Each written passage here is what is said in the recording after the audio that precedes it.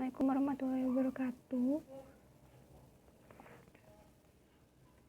Alhamdulillah pada pertemuan kali ini kita masih bisa dipertemukan untuk membahas materi Sumpah Pemuda sebagai tonggak persatuan dan kesatuan yang di dalamnya membahas beberapa poin. Di antaranya yang akan kita bahas kali ini adalah Federasi Sawo Matang dan Cita-Cita Persatuan.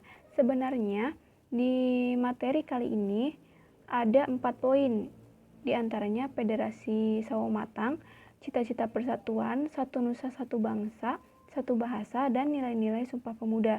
Namun untuk pembahasan kali ini hanya memacu pada Federasi Sawo Matang dan Cita-Cita Persatuan. 2 poin lagi akan dibahas di pertemuan berikutnya.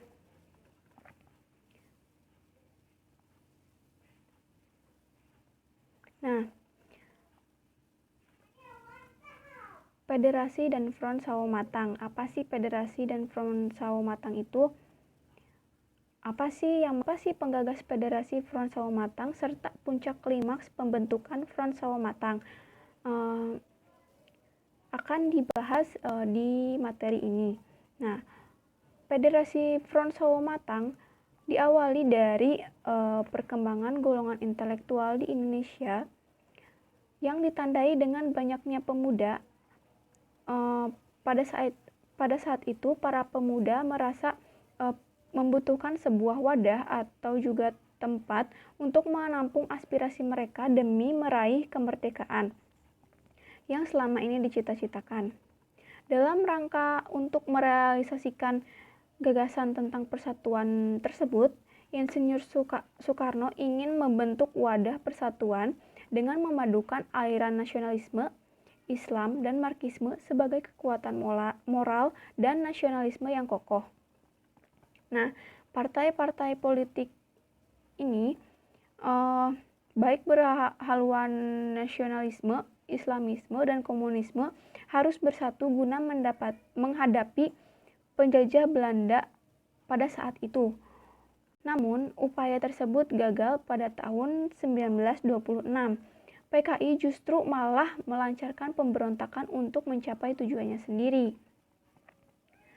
Lalu, dorongan untuk menyatukan perjuangan antar organisasi juga berkaitan dengan kebijakan pemerintah kolonial yang menerapkan berbagai kebijakan represif terhadap organisasi pergerakan nasional.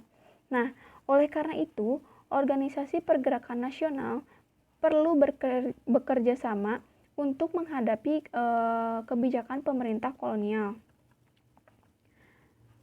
Di sini juga ada tokoh yang aktif mendorong adanya persatuan organisasi, yaitu Insinyur Soekarno. Ia aktif mendorong pemimpin-pemimpin organisasi pergerakan nasional untuk membentuk federasi antar partai nasional dan organisasi. Soekarno menyebut federasi tersebut sebagai Front Sawo Matang yang memadukan aliran nasionalisme, Islam, dan Marxisme. Nah, pembentukan federasi antar partai dan organisasi tersebut disambut positif dari organisasi pemuda dan pergerakan nasional, sehingga diadakan perkumpulan Jong Sumatranen Bon, Pemuda Betawi dan Pemuda Pasundan di Bandung pada tanggal 17 sampai dengan 18 Desember 1927. Dari pertemuan tersebut disepakati pembentukan federasi PPKI yang bertujuan mencegah perselisihan di antara anggota. Awal klimaks dari aksi tersebut yaitu pembentukan PPKI atau Perhimpunan Politik Kebangsaan Indonesia yang didirikan atas kesepakatan berbagai organisasi saat rapat di Bandung tanggal 17 sampai dengan 18 Desember 1927. Insinyur Soekarno berperan sebagai penasehat dan PPKI sendiri diketuai oleh Ishak Cokro Adisuryo dan sekretaris merangkap sebagai bendahara, yaitu Dr. Samsi. Nah, ini fotonya. Yang ketuanya itu Ishak Cokro Adisuryo, serta di sini ada 2 rangkap jabatan yang dijabat oleh Dr. Samsi, yaitu sebagai sekretaris dan bendahara. Lalu apa sih tujuan dibentuknya PPKI? Nah, tujuan dari PPKI antara lain mencegah perselisihan antar partai dan organisasi, menyatukan arah cara beraksi dalam perjuangan kemerdekaan Indonesia, serta mengembangkan persatuan kebangsaan Indonesia dengan berbagai lambangnya seperti sang merah putih, lagu Indonesia Raya, dan bahasa Indonesia.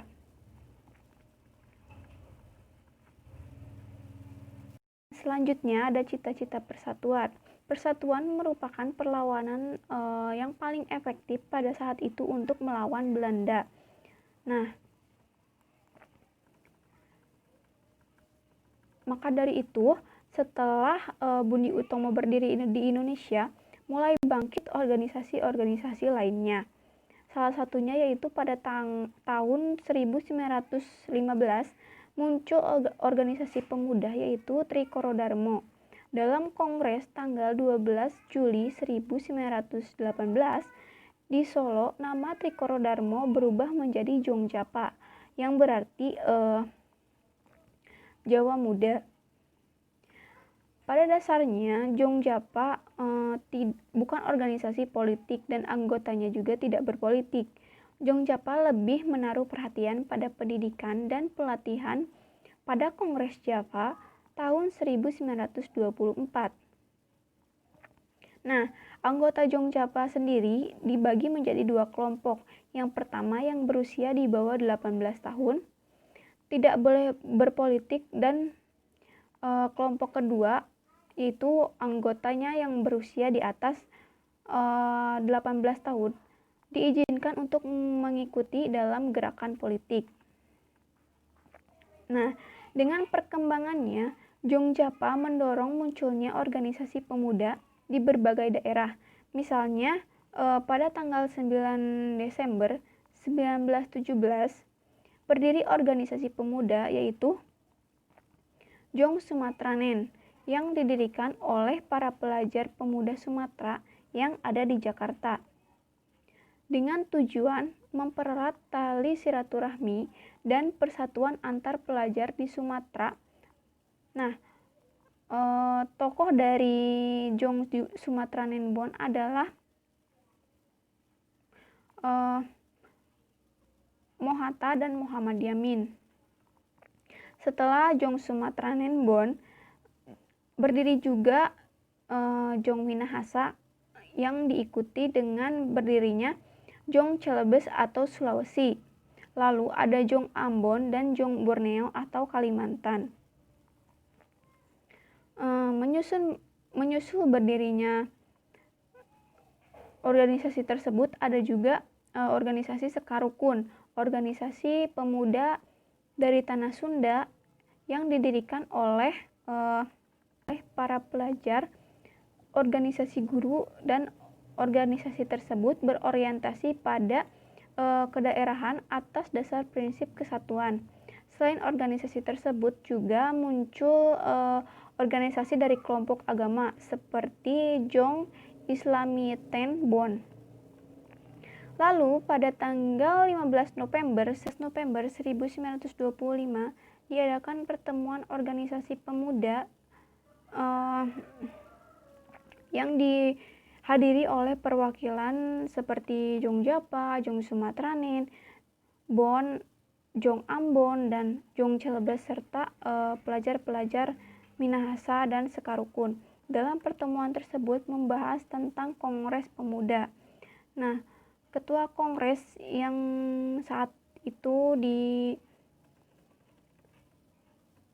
dipegang oleh Muhammad Tabani bertujuan diadakan kongres ini untuk mencapai perkumpulan pemuda yang tunggal, yaitu membentuk suatu badan sentral. Keberadaan badan sentral tersebut dimaksudkan untuk memantapkan paham persatuan kebangsaan dan mempererat hubungan antara semua perkumpulan pemuda kebangsaan.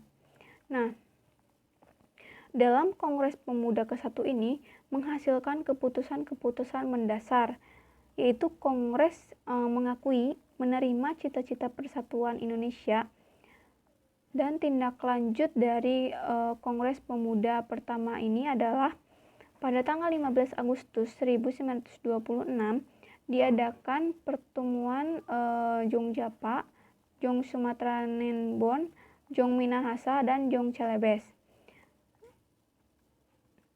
Sekarukun, serta Pereniging Pur Ambonse Sturenden, dan Komite Kongres Pemuda 1. Namun, pada pertemuan tersebut belum membawa hasil yang berarti. Selanjutnya, dibentuk organisasi yang bernama Jong Indonesia atau Pemuda Indonesia yang bertujuan untuk menanamkan cita-cita persatuan Indonesia. Nah, itu pembahasan dari Federasi Pronsou Matang dan cita-cita persatuan Indonesia. Nah, dua materi atau dua inti materi selanjutnya akan dijelaskan di pertemuan berikutnya. Terima kasih atas perhatiannya. Assalamualaikum warahmatullahi wabarakatuh.